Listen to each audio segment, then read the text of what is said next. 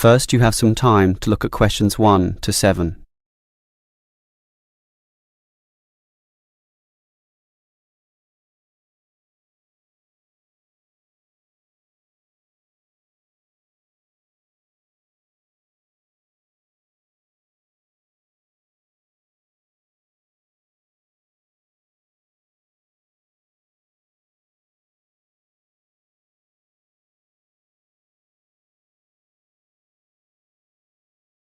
Now we shall begin.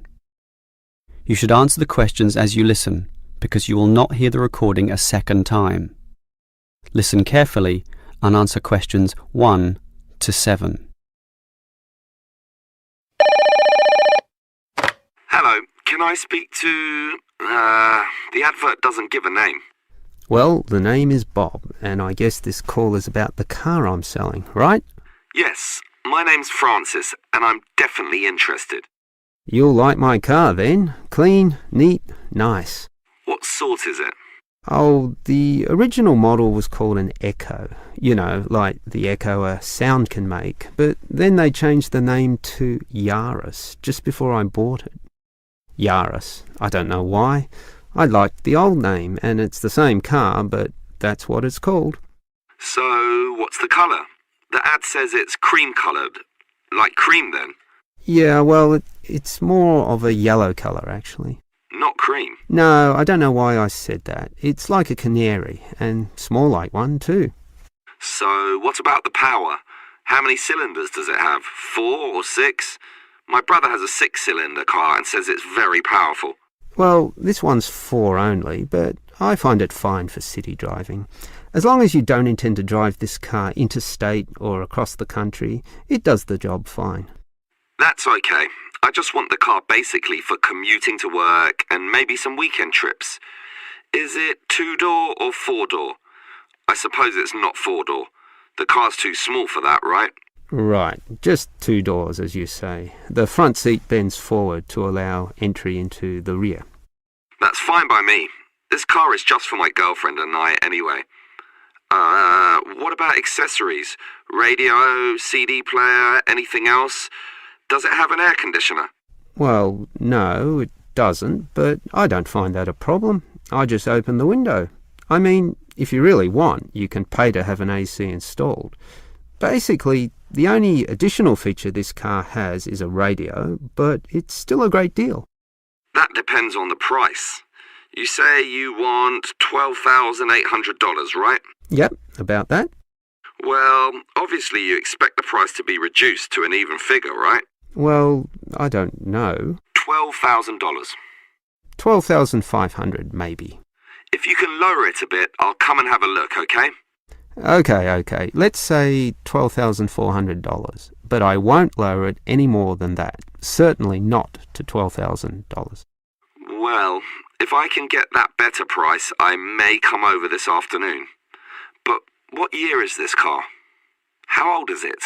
My brother's got a 12-year-old car and it's showing problems. Well, my car was brand new only 3 years ago, but it still looks like it's only been 1 year on the road. Okay, that sounds good. Before you hear the rest of the conversation, you have some time to look at questions 8 to 10.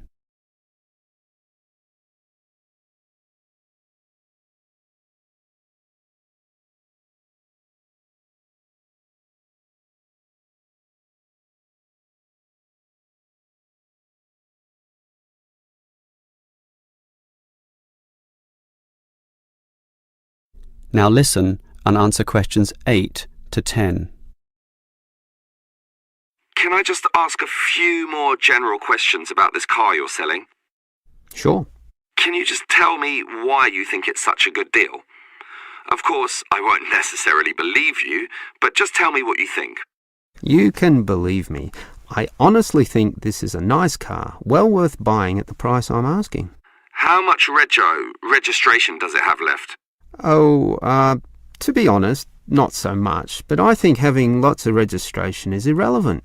It's the car you're paying for, the quality and advantages of the engine itself. Well, what about that then? Okay, many people like to accelerate down the freeways, right? There are a lot of speed demons out there who think quickness is all that matters, but basically, people are mostly trapped in city traffic. So one of the things I like is that because this car is small, you can put it anywhere. Say you're in the city wanting to duck into a shop. Well, you can fit this car in any little space while you go shopping or do other things, and that saves you a lot of time. Yeah, but it's not that powerful, right? Oh, sure, the feel of a smoothly purring six-cylinder engine attracts many people, but I compare my car to those small football players with the tight turning circles, those who can run rings around the larger players. This car is like that. It can turn this way and that way, dodge here, duck in there, sneak around corners, squeeze ahead and grab a position. That's also very useful when travelling in city traffic. Okay, I'll think about it. Sure, think about it, but all these advantages are sound and appeal to other buyers as well. No one holds the same car forever, so you can say exactly the same things that I just said when you want to sell the car. That will make it very easy for you to pass this car on to the next buyer. Yeah, maybe you're right. That is the end of part 1. You now have half a minute to check your answers.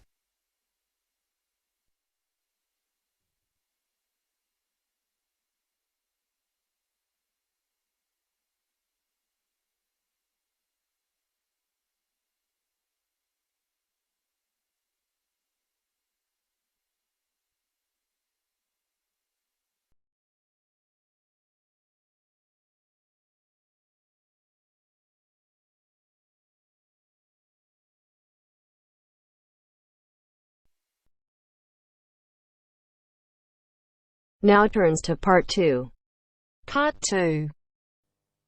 You will hear part of an interview between Dr. Hilsden, a member of staff on a fashion design course, and a student, Julia, who is applying to do the course.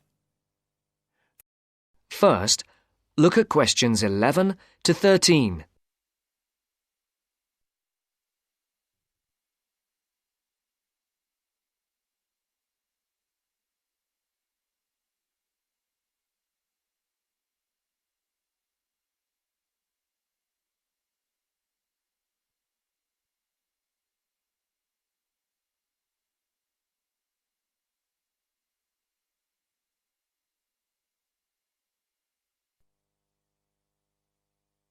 Right, Julia.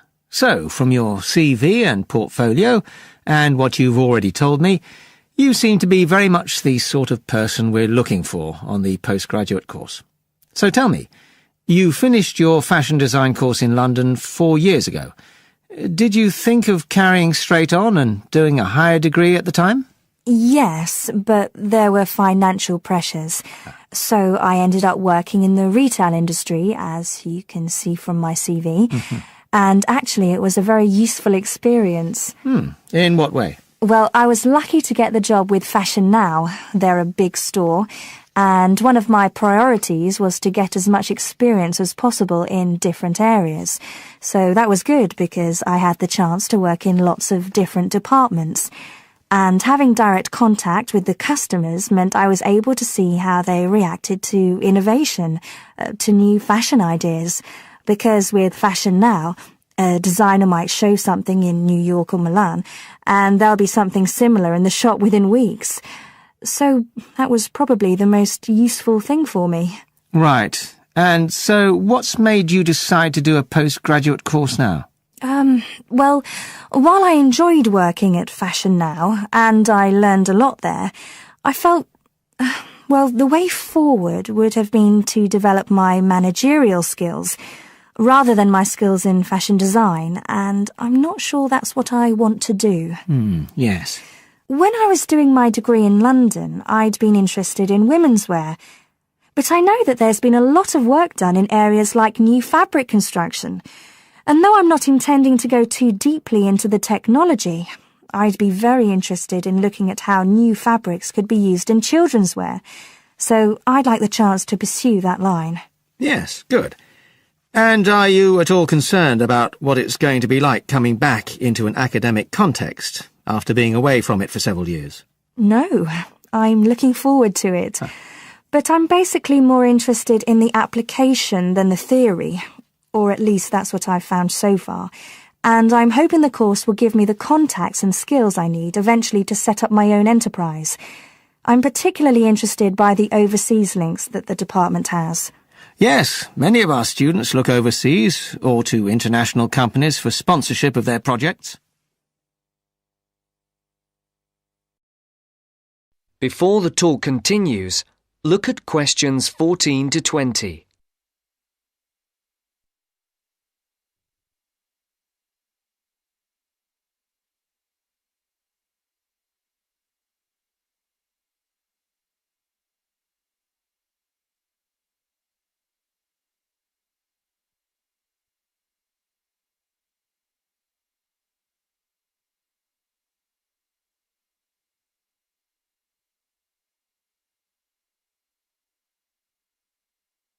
As you listen to the second part of the talk, answer the questions. And the facilities here look excellent. I just went to look at the library. It's really impressive.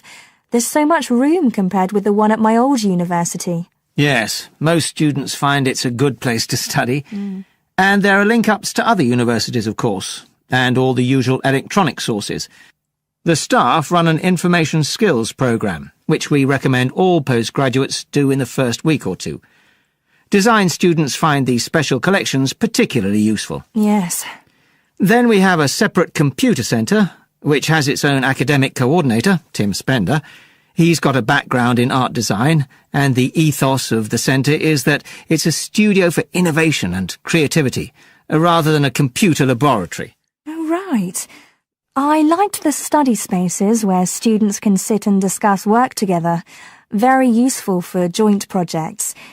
We always had to do that sort of thing in the cafeteria when I was an undergraduate. And I read in the brochure that there's a separate resource for photography. Yes, it's called Photomedia.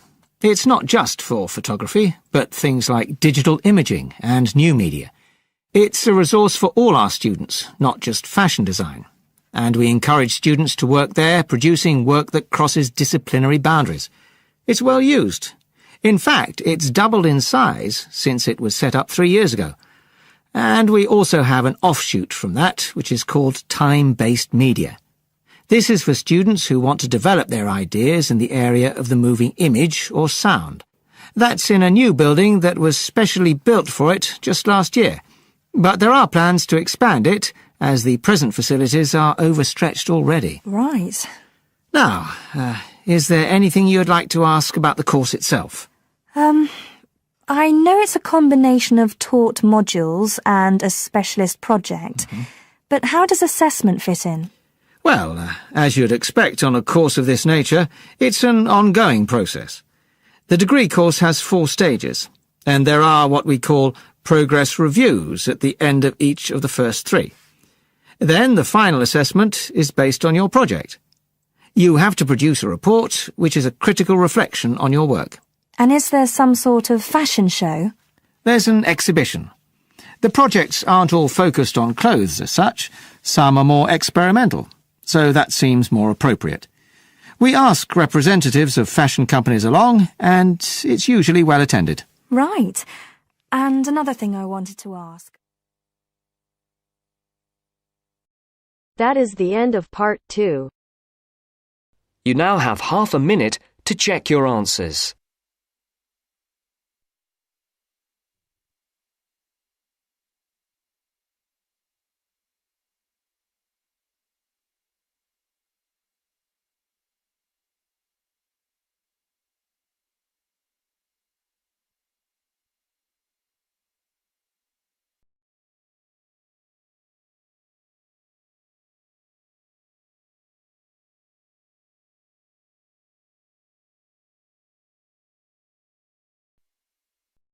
Now turns to part 3. Part 3. You will hear a conversation about tea between an expert and a reporter. You have 30 seconds to look at questions 21 to 24.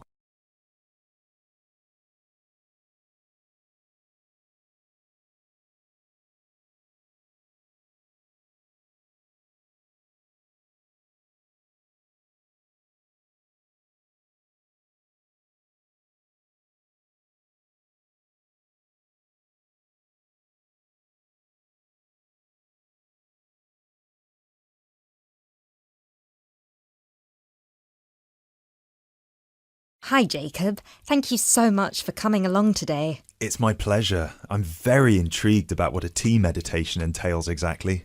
Well, it's very simple, really. I think the first thing you need to keep in mind is that it is mostly about leaving everything that you have been thinking or worrying about today to one side. Really focus on the present moment. It sounds great. I certainly don't know very much about tea, and I'm keen to get started. But before you go into more detail, can I ask you what your favourite kind of tea is? Well, I think the kind of tea we are going to have today is my favourite. It is pu'er tea from Yunnan province in southern China. What makes this tea special? Pu'er is a dark tea. The regions of Yunnan, the north of Vietnam and Laos, have one of the best climates for growing tea in the world. Pu'er is a post-fermented tea. Oh, what is a post-fermented tea exactly? It is a tea that has undergone a period of aging in the open air. They age the tea for days, even years. The exposure to humidity and oxygen help to oxidize the tea leaves and encourage fermentation.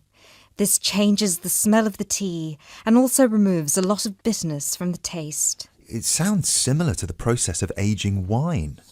The process is different, but the effect of aging on the taste is certainly similar. Does this mean the tea can be quite expensive? Absolutely. It can be very expensive.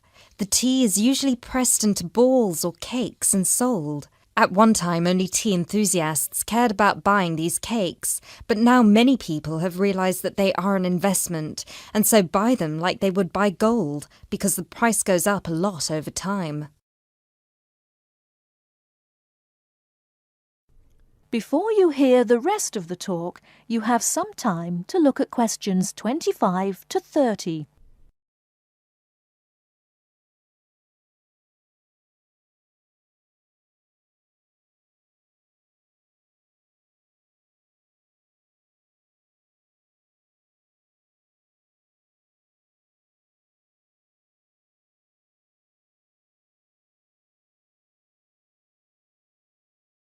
Now listen and answer questions 25 to 30.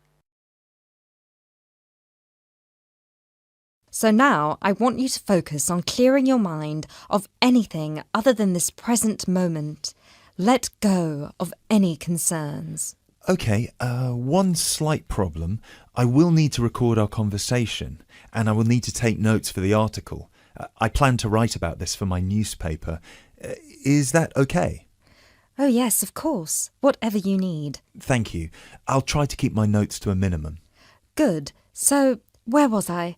Oh yes, I think very few people really appreciate the complexity and variety of tea that exists in the world. Right. Most people are maybe like me and just use tea bags.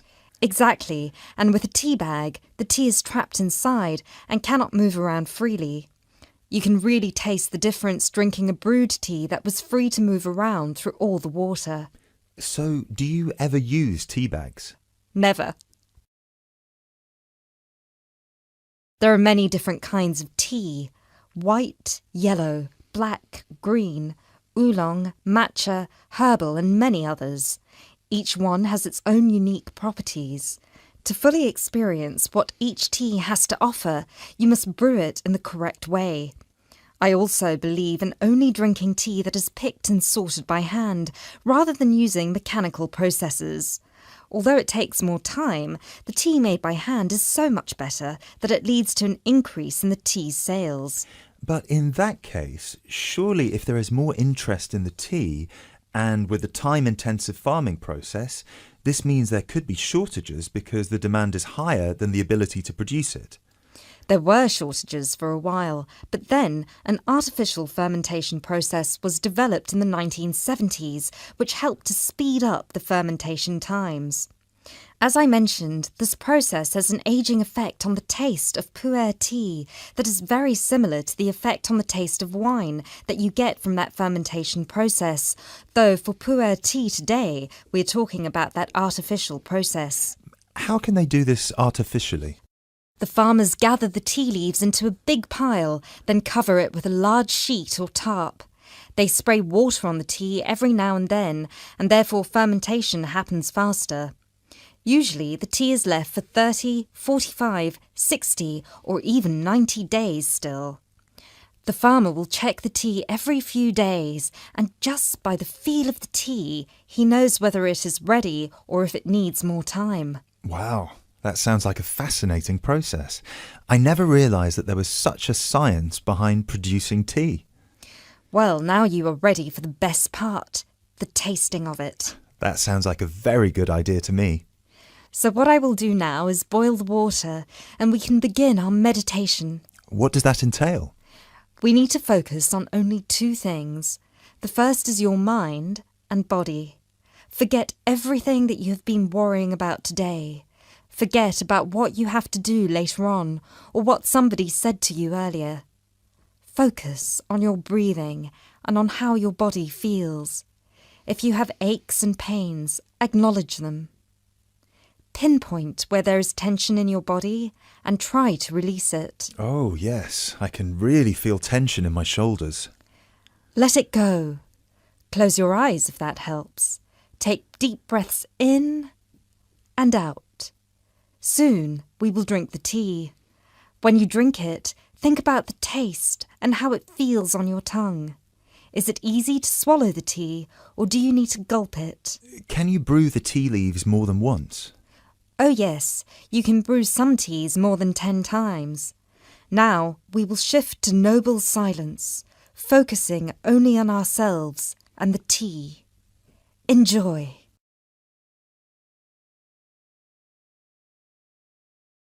That is the end of part 3. You now have half a minute to check your answers.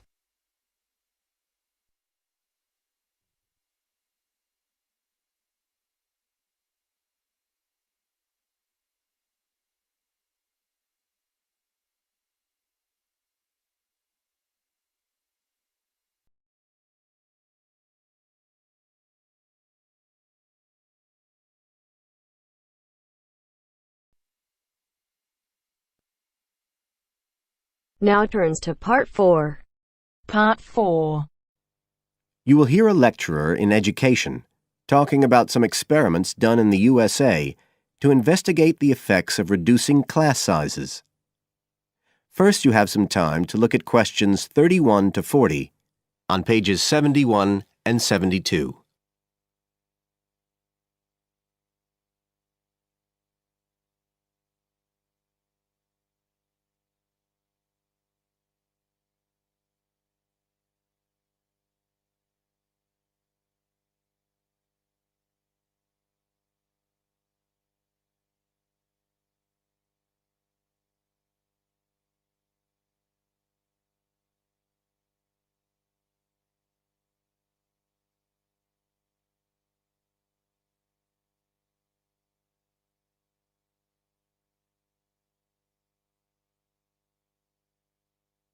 Now listen carefully and answer questions 31 to 40.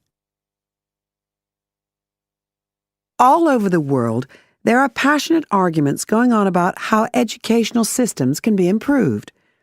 And of all the ideas for improving education, few are as simple or attractive as reducing the number of pupils per teacher. It seems like common sense. But do these ideas have any theoretical basis? Today, I want to look at the situation in the USA and at some of the research that has been done here in America on the effects of reducing class sizes.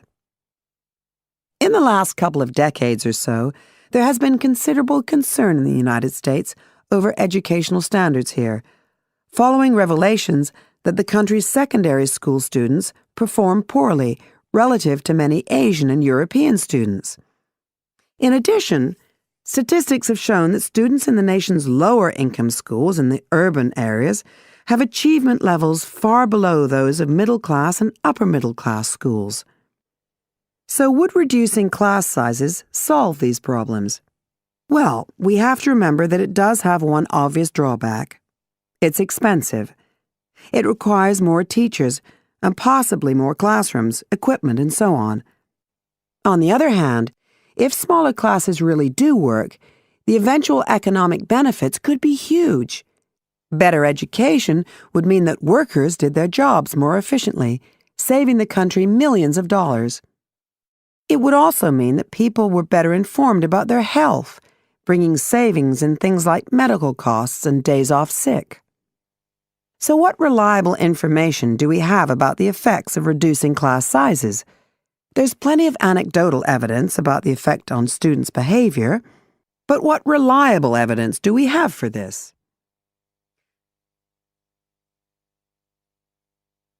Let's have a look at 3 research projects that have been carried out in the USA in the last couple of decades or so. The first study I'm going to look at took place in the state of Tennessee in the late 1980s. It involved some 70 schools. In its first year, about 6,400 students were involved, and by the end of the study, 4 years later, the total number involved had grown to 12,000. What happened was that students entering kindergarten were randomly assigned to either small classes of 13 to 17 students or regular-sized classes of 22 to 26. The students remained in whatever category they had been assigned to through the 3rd grade, and then, after that, they joined a regular classroom. After the study ended in 1989, researchers conducted dozens of analyses of the data.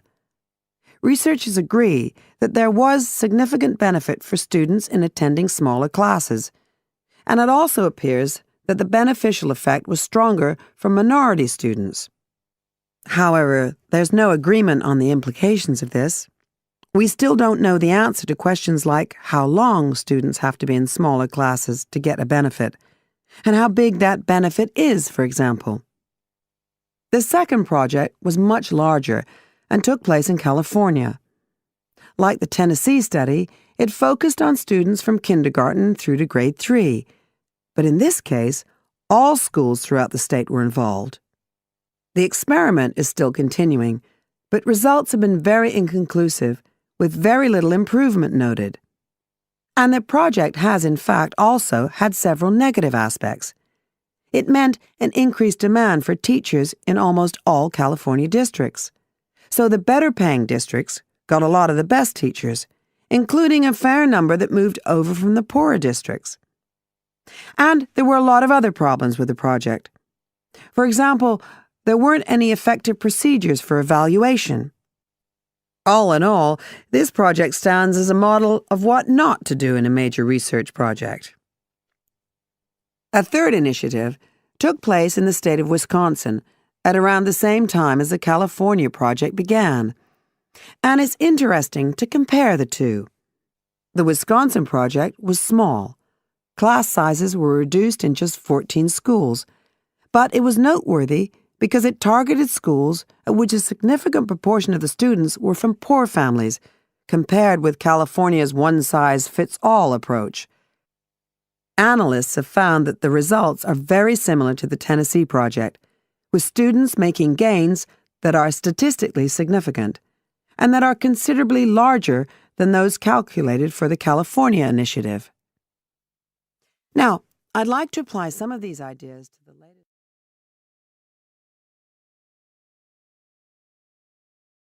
That is the end of part 4. You now have half a minute to check your answers.